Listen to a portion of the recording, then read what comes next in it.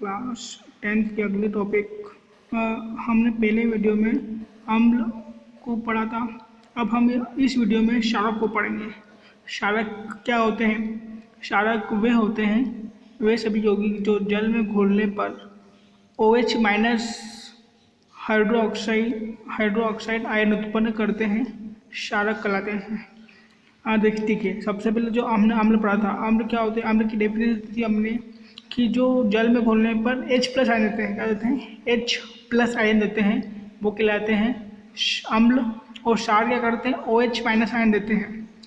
साथ में एक और हमने अम्ल की डेफिनेशन पढ़ी थी, वे पदार्थ जो स्वाद में किस प्रकार होते हैं? खट्टे होते हैं।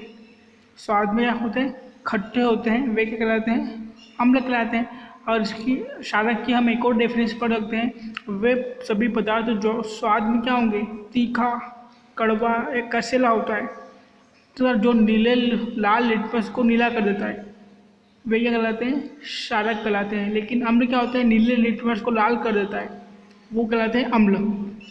तो हम अभी बात कर रहे हैं क्षार की। तो क्षार क्या की डेफिनेशन क्या बता सकते हैं? जो जल में घुलने पर OH- आयन देते हैं, और एक तो ये डेफिनेशन है हमने, और एक है कि वे सभी यौगिक जो स्वाद में तीखा, कड़वा, कसेला होता है, वो क्या कहलाता है? क्षारक कहलाते हैं। जिस प्रकार से हमने अम्लों के गुण पढ़े थे, उसी प्रकार से हम अब क्षारक के गुण पढ़ेंगे। सबसे पहले हम क्या बात करते हैं? स्वाद। स्वाद में कैसा होता है ये? स्वाद में तीखा, कड़वा और कसेला होता है। क्षारक के पहला गुण क्या है कि स्वाद क्या होता है? इसका तीखा होता है, और क्या होता है? कड़वा होता है। अब इसको स्पर्श करना है, कि इसको छूने पर क्या होता है? क्षारकों को स्पर्श करने पर चिकना हो जाता है। चिकना मतलब जैसे साबुन की तरह, साबुन कैसा होता है? चिकना होता है। जिस प्रकार साबुन किस प्रकार से चिकना होता है, तो इसको क्षारक को स्पर्श करने पर क्या होता है? वो चिकना होता है। इसकी प्रकृति, जिस प्रकार से अम्ल की प्रकृति क्या संसारित होती है, उसी प्रकार ये भी संसारित प्रवृत्ति का होता है। अब सूचक मतलब ये लाल लिटमस पत्र को नीला कर देता है। सूचक क्या है? मतलब जो भी लाल लिटमस पत्र होता है उसको नीला कर देता है। तो इसका स्वाद क्या होता है? तीखा है, कड़वा होता है। स्पर्श करने पर ये कितना होता है? क्या होता है? इसको चिकना हो जाता है। इसकी प्रकृति क्या होती है? इसकी प्रकृति संसारित होती है। एंड सूचक क्या होता है? लाल लिटमस पत्र को यह नीला कर देता है। तो ये इसकी डेफिनेशन और ये इसका गुण। अब हम इसके कुछ और टॉपिक के बारे में बात करते हैं, जैसे अम्लों का प्रभाव, ऊष्मा का प्रभाव। क्षारकों का ऊष्मा पर क्या प्रभाव पड़ता है? जैसे कोई भी हमने क्षारक लिया, अगर हम उसको ऊष्मा प्रदान करते हैं, जैसे ऊष्मा प्रदान करते हैं सूर्य की गर्मी या उसमें कुछ ताप देते हैं, तो क्या होता है? ऑक्साइड प्राप्त होता है हमें। क्या प्राप्त होता है? ऑक्साइड। तो ऊष्मा का प्रभाव पड़ता है। अगर क्षारक को ऊष्मा प्रदान की जाती है तो हमें क्या प्राप्त होता है? ऑक्साइड प्राप्त होता है, और जल अलग हो जाता है। क्या होता है? जल अलग हो जाता है। तो इस एग्जाम्पल MgOH2 एक हमने क्षारक लिया और हमने उसमें क्या दी? ऊष्मा दी। क्या दी? ऊष्मा दी। तो क्या होगा? ऑक्साइड अलग हो जाएगा, MgO अलग होगा, और H2 पानी अलग हो जाएगा। ठीक है। तो ऊष्मा का प्रभाव क्षारक पे क्या होगा? ऊष्मा का ये प्रभाव होगा कि अगर क्षारक को ऊष्मा दी जाती है, ऊष्मा देंगे तो ऑक्साइड बनेगा और OH H2 अलग हो जाएगा, मतलब पानी अलग हो जाएगा। ये आपका ऊष्मा का प्रभाव।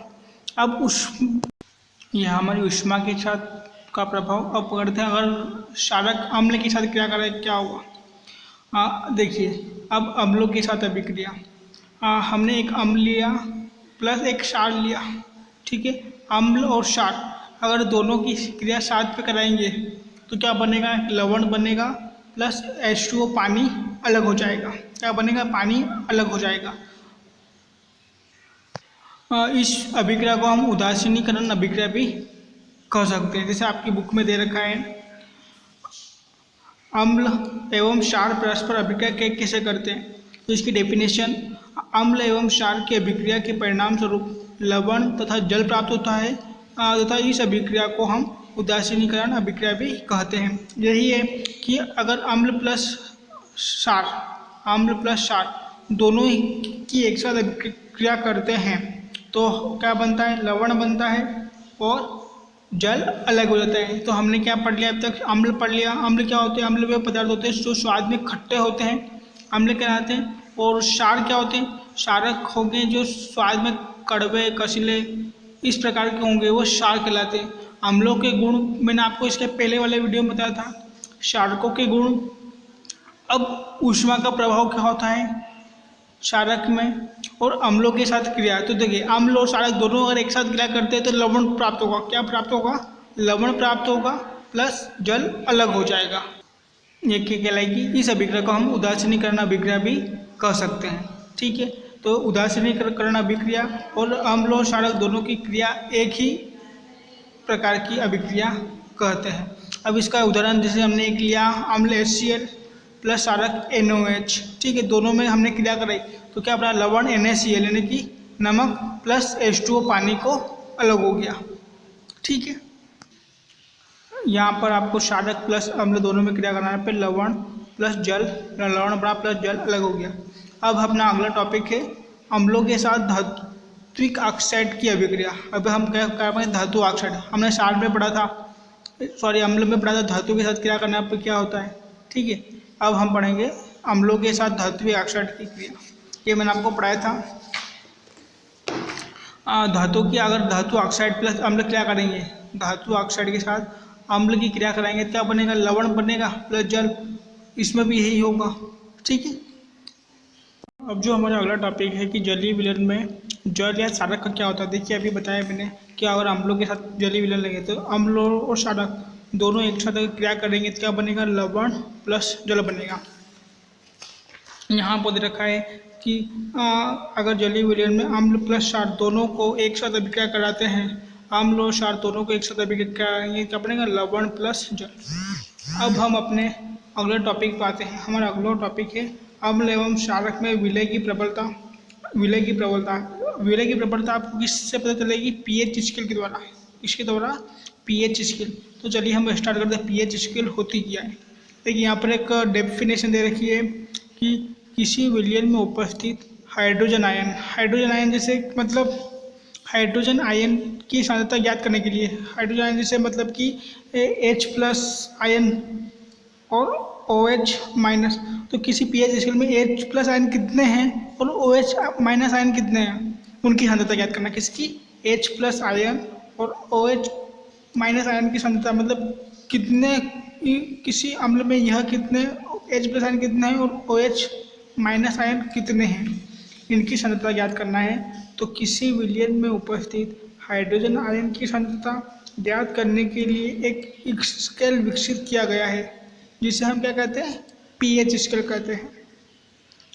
इस pH को पीस में सूचक है जिसे पुरुषांश जो एक जर्मनी शब्द है का अर्थ होता है, जिसे क्या कहते हैं? शक्ति कहते हैं। लेकिन आपको सिर्फ डेफिनेशन याद करना है और डेफिनेशन सिर्फ यहीं से स्टार्ट करना है। किसी विलयन में उपस्थित हाइड्रोजन आयन की सांद्रता ज्ञात करने के लिए एक स्केल विकसित किया गया है जिसे pH स्केल कहते हैं। सिर्फ यही तो। ठीक है, अब इसकी एक स्केल दे रखी है आपके बुक्स में।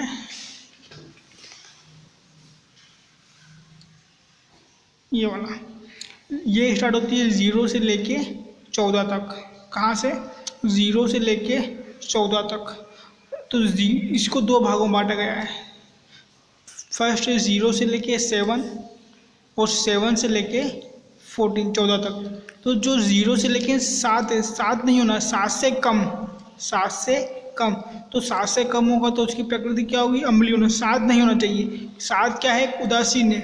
उदासीन मतलब उसमें कोई स्वाद नहीं होता है। जैसे पानी ना तो खट्टा होता है, ना कड़वा होता है, ना उसमें कोई स्वाद होता है। तो जो पानी होगा उसका pH मान कितना होगा? 7 होगा, वह उदासीन होगा। तो 0 से लेके 7 से कम और 7 से ज़्यादा, 7 नहीं, 7 से ज़्यादा से 14 तक, ये क्या होंगे? ये होंगे क्षार की प्रकृति। ठीक है, 0 से 7 से कम होगा अम्ल और 7 से ज़्यादा और 14 तक क्या होगा? क्षार होगा। अब यहाँ पर क्या हो रही है? बढ़ती हुई अम्लीय प्रकृति, मतलब जिसकी प्रकृति अम्ल की, यहाँ से देखिए यहाँ पर इतना जो गैप है कम है और धीरे धीरे ये गैप क्या हो रहा है? बढ़ता जा रहा है। मतलब बढ़ रहा है, मतलब इसकी प्रकृति कितनी है? बढ़ रही है। अगर अम्ल की प्रकृति बढ़ती है तो उसकी जो अम्लीय प्रकृति वो कम होती जाती है। जैसे कि मैंने यहाँ लिखा 1 2 3 ऐसे चलती जाएगी। तो देखिए, तो अगर अम्ल की बढ़ती हुई प्रकृति है तो उसका क्षार का मान कितना होगा, उतना ही कम होगा। जितनी अम्ल की प्रकृति बढ़ेगी उतना क्षार का मान कम हो जाएगा। एक बार फिर देखिए, जितने अम्ल की प्रकृति बढ़ेगी उतना ही क्षार का मान कम होगा। और इधर जो इसका अपोजिट होगा, जितने क्षार की प्रकृति कम होगी उतना ही, जैसे कि यहाँ लिखा मैंने 13, 12, तो जितनी क्षार की प्रकृति बढ़ेगी उतना ही उसका मान भी बढ़ेगा। जैसे कि यहाँ पर क्षार की प्रकृति बढ़ रही है तो यहाँ पर इसका मान 13 होगा, 13 होगा। इसमें इसका उल्टा होगा, जिसमें अम्ल की प्रकृति जितनी बड़ी होगी उसमें क्षार का मान उतना ही कम होगा, और क्षार की बढ़ती प्रकृति में उसका मान भी क्या होगा, ज़्यादा होगा। इसमें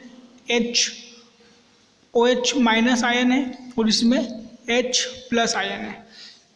आपको इतना पता होना चाहिए कि अम्ल की प्रकृति क्या होगा। अगर इसमें अम्ल की प्रकृति बढ़ेगी तो क्षार का मान कितना कम होगा, और इसमें क्षार की प्रकृति बढ़ेगी तो क्षार का मान भी क्या होगा, कम होगा। ठीक है, देखिए यहाँ पर आपको दे रखा है कि इस pH स्केल में सामान्यतः 0 अधिक से 14 अधिक क्षारीय है। pH को ज्ञात कर सकते हैं। साधारण भाषा में pH को एक ऐसी संख्या के रूप में देखना चाहिए जो किसी विलयन की अम्लता अथवा क्षारीयता को दर्शाता है। मतलब ये क्या दर्शाता है, अम्लता और क्षारीयता को दर्शाता है। हाइड्रोनियम आयन की घनता जितनी अधिक होगी, मतलब इसकी आयन जितनी अधिक होगा उसका pH मान उतना ही कम होगा। इसकी जो हाइड्रोजन आयन है इसकी सांद्रता जितनी अधिक होगी उसका pH मान उतना ही कम होगा। और किसी भी उदासीन विलयन के लिए pH का मान 7। उदासीन विलयन मैंने बताया आपको, पानी ना तो उसमें कोई स्वाद होता है, ना खट्टा होता है, ना कड़वा होता है, उसके में कोई स्वाद नहीं होता, तो उसका pH मान क्या होगा, 7 होगा। अब यदि pH स्केल में किसी विलयन का 7 से कम है तो वह अम्ल होगा। 7 से कम है तो क्या होगा, अम्ल होगा। और 7 से अधिक और 14 तक बढ़ता है, 7 से अधिक मतलब 14 तक बढ़ता है तो वो क्या होगा, क्षार होगा। यह विलयन OH की सांद्रता वृद्धि को दर्शाता है, अर्थात क्षार की शक्ति बढ़ रही है। और pH सार्वत्रिक अंतर्भाग पेपर द्वारा प्रदर्शित किया जाता है, मतलब इसको हम एक पेपर द्वारा प्रदर्शित कर सकते हैं। अब अम्ल तो हमने पढ़ा था, एक अम्ल होता है, एक दुर्बल अम्ल होता है, एक प्रबल अम्ल होता है। इसी प्रकार क्षार भी क्या होगा, प्रबल होगा और दुर्बल होगा। तो सबसे पहले हम बात करते हैं प्रबल अम्ल की। देखिए, प्रबल अम्ल क्या होते हैं, वे अम्ल जो जल में घुलने पर H प्लस आयन तथा ऋण आयन, H प्लस आयन तथा ऋण आयन पूर्णतः वियोजित करते हैं, मतलब पूर्ण वियोजित करते हैं, तो वो क्या कहलाते हैं, प्रबल अम्ल कहलाते हैं। वे अम्ल जो जल में घुलने पर H प्लस आयन और ऋण आयन देते हैं, वो पूर्णतः देते हैं, वो क्या कहलाते हैं, वो कहलाएंगे प्रबल अम्ल। अब हम बात करते हैं दुर्बल अम्ल की।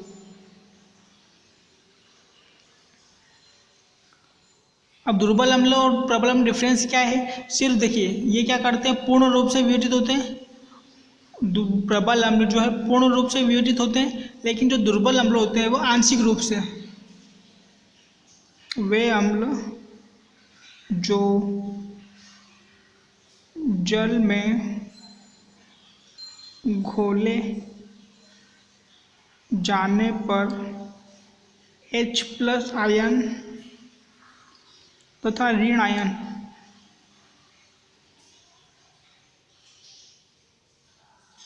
यहाँ पर पूर्ण रूप से वियोजित होते हैं, तो जो दुर्बल होंगे वो आंशिक रूप से होंगे, आंशिक रूप से वियोजित होते हैं, क्या कहलाएंगे, दुर्बल अम्ल कहलाएंगे। तो प्रबल और दुर्बल में ये डिफरेंस है कि इसमें क्या होगा, H प्लस आयन और ऋण आयन पूर्ण रूप से मतलब पूर्ण होंगे, और इसमें क्या होंगे, आंशिक रूप से होंगे। ये आपके लिए क्या होगा, प्रबल अम्ल होगा। अब हम बात करते हैं क्षार की। प्रबल क्षार, प्रबल क्षार क्या होते हैं, वे क्षार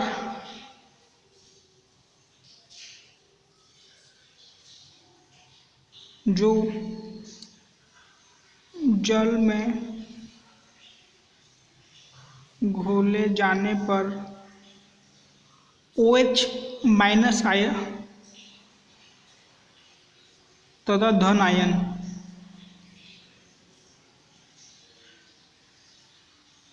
पूर्णतया वियोजित होते हैं।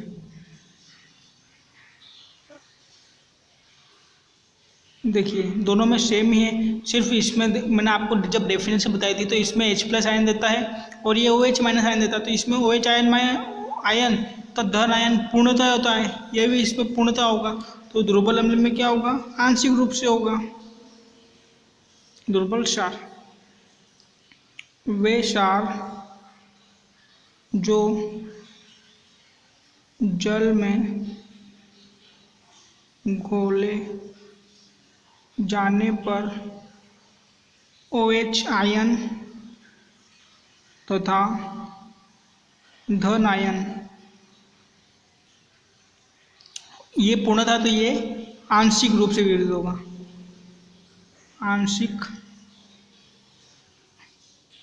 रूप से वियोजित हैं, वियोजित होते हैं, वो क्या कहलाएंगे, दुर्बल अम्ल कहलाएंगे। तो ये आपकी प्रबल अम्ल जो जल में घोलने पर OH प्लस आयन तथा ऋण आयन पूर्णतः वियोजित होते हैं और ये आंशिक रूप से वियोजित होते हैं, दुर्बल अम्ल। इसी प्रकार प्रबल क्षार जो है OH आयन तथा धन आयन पूर्णतः वियोजित होंगे और ये आंशिक रूप से वियोजित होंगे। ठीक है, ये प्रबल अम्ल, दुर्बल अम्ल एंड प्रबल क्षार एंड दुर्बल क्षार। अब हम बात करते हैं अम्लीय वर्षा की। देखिए अम्लीय वर्षा क्या होती है, हमारे शरीर में 7 से लेकर 7.8 pH परास के बीच कार्य करता है। जीवित प्राणी केवल संकीर्ण pH परास में ही जीवित रहता है। देखिए सिर्फ आपको याद करना अम्लीय वर्षा। तो अम्लीय वर्षा क्या होती है, अगर कोई वर्षा होती है तो उसका जो pH है, उसका जो pH मान है वो 5.6 से कम हो। जब कोई वर्षा होगी अगर उसका pH नापते हैं हम, तो अगर उसका pH मान 5.6 से कम होता है तो वो कौन सी कहलाती है, अम्लीय वर्षा कहलाती है। तो हम इसकी डेफिनेशन लिख सकते हैं, वर्षा के जल की pH मान जब 5.6 से कम हो जाती है तो वह वर्षा क्या कहलाती है, pH, वह वर्षा अम्लीय वर्षा कहलाती है। ठीक है बच्चों, अभी हमने लास्ट में पढ़ा अम्लीय वर्षा, तो इसके जो अगले टॉपिक्स हैं हम अगले वीडियो में पढ़ेंगे। अब हमें अगले वीडियो में पढ़ना है कि हम अगले जो टॉपिक्स है हमारा pH के कारण दंत लक्ष्य क्या होता है, हमारा पाचन तंत्र में pH का मान क्या होता है, खाने का सोडा, साधारण नमक में रसायन आदि, जो इसके जो बचे हुए टॉपिक्स हैं वो हम अगले वीडियो में पढ़ेंगे। तो थैंक यू बच्चों। अब अगले वीडियो में हम इसके नेक्स्ट टॉपिक को पढ़ते हैं। Thank you.